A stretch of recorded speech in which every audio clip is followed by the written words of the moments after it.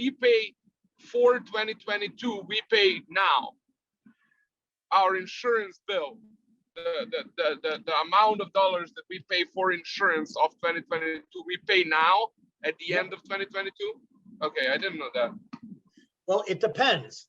On a revenue, it depends if you're reporting. So you get a quote for 5 million.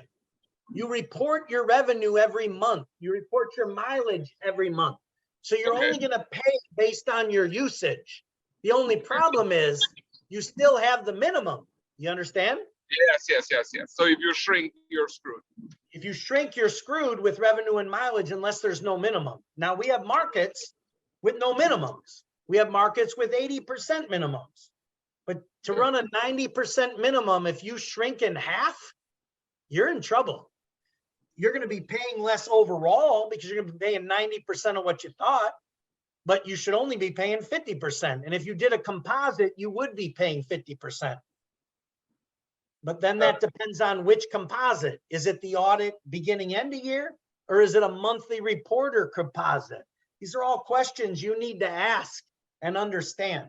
Now, what we could do, Igor, right now with our company is we need to figure out how many, if we're on a mileage, this is a good example.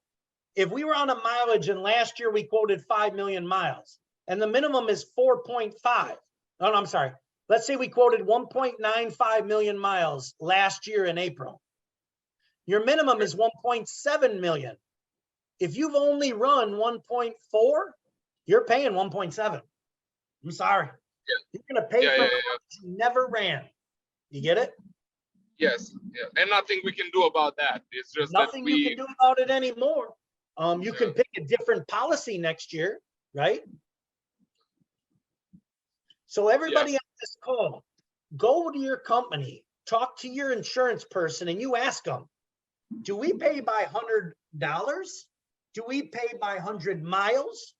Do we pay by per truck on a reporter or scheduled? And once you figure that out, then go find the rates per 100, or per truck. And you pop them in here. And then you run your mileage. And then you see if you've exceeded your minimum or gone under your minimum, you see?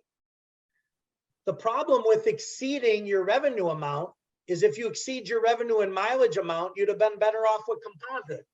Because the same truck is running more miles with more revenue than you were quoted. And if you pick the quote at the beginning of the year thinking they're all 6, see how these are all 6 for BARD? All we have to do is run more miles at the same rate, 100,000 miles at the same rate, and composite looks better. Or let's say he gets a local contract, he runs 60,000 miles at the same rate. Well, now revenue and mileage look better. All these things we discussed today, you need to analyze and predict with your agent. Failure to do so is a failure of a good plan and strategy on your renewal. Make sense?